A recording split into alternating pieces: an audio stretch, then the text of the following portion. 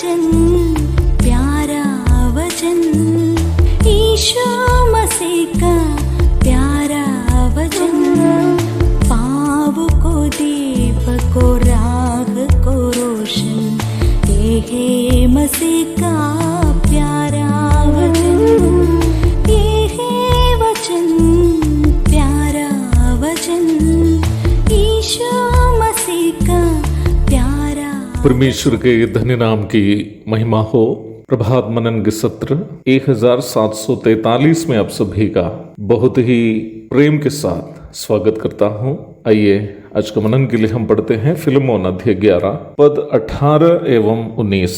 यदि उसने तेरी कुछ हानि की है या उस पर तेरा कुछ आता है तो मेरे नाम पर लिख ले। मैं पौलुस अपने हाथ से लिखता हूं कि मैं आप भर दूंगा, और इसके कहने की कुछ आवश्यकता नहीं कि मेरा कर्ज जो तुझ पर है वो तू ही है।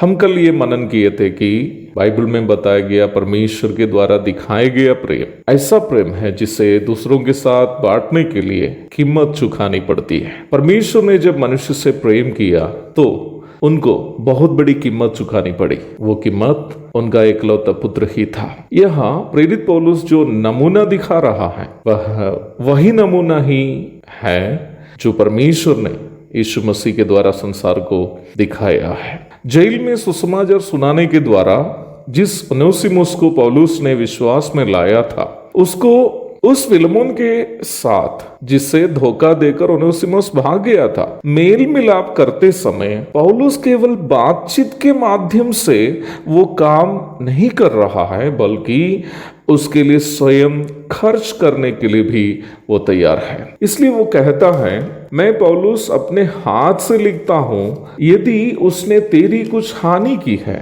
तो मैं आप भर दूंगा। प्रभु की सेवा, वो चाहे किसी भी प्रकार की सेवा क्यों न हो, करने वाले अवश्य समझने की एक बात है, आपकी सेवा कीमत अदा करने के बिना की जाने वाली सेवा यदि है तो वो सेवा ही नहीं है। सुसमाचार प्रचार की सेवा परमेश्वर के प्रेम दूसरों के साथ बांटने की सेवा है। ये सेवा आप बिना कीमत चुकाए नहीं कर सकते हैं। वो कीमत संसार में आपके लिए उपलब्ध सुख जीवन को नष्ट करना हो सकता है। आपकी नौकरी जो आपकी और आपके परिवार की आर्थिक सुरक्षा का एकमात्र साधन है, खोना हो सकता है। आपके रिश्तेदारों का विरोध लेना हो सकता है। आपको अपने घर से जो संपत्ति मिल सकती है उसे खोना हो सकता है।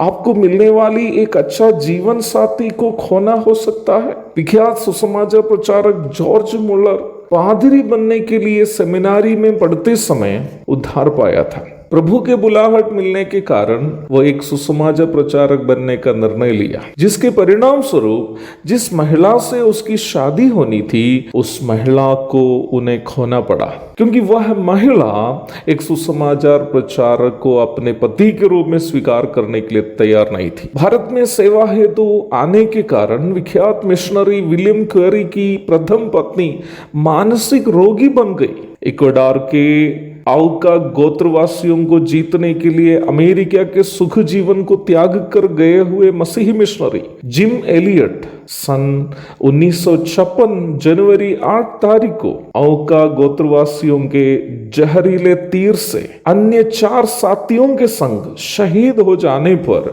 जिम एलियट मात्र 29 वर्ष का था और पारिवारिक जीवन प्रारंभ करके मात्र उनका 3 वर्ष ही हुआ था। आज ओका गोत्रवासियों में ज्यादातर लोग मसीही विश्वासी हैं, क्योंकि जिम एलियट एवं साथियों ने उनके बीच जो सेवा शुरू की थी वो कीमत अदा की गई सेवा थी। मुझे सुनने वाले प्रिय भाई बहनों, जब हम परमेश्वर का प्रेम दूसरों के साथ बांटते हैं, क्या हम उसकी कीमत भी चुकाते हैं या नहीं? अपने आप को परखने के लिए प्रभु हमारी सहायता करे। यदि हम कीमत चुकाकर सेवा करते हैं तो निश्चय ही सेवा का फल भी हम देखने पाएंगे, क्योंकि वचन कहता है जो आंसू बहाते हुए बोते हैं वे जय जयकार करते हुए लव नहीं पाएंगे। एक और शुभ दिन की धन्य कामनाओं के साथ आज का मनन मैं समाप्त करता हूँ। प्रभु आप सबको आशीष दे। आमीन।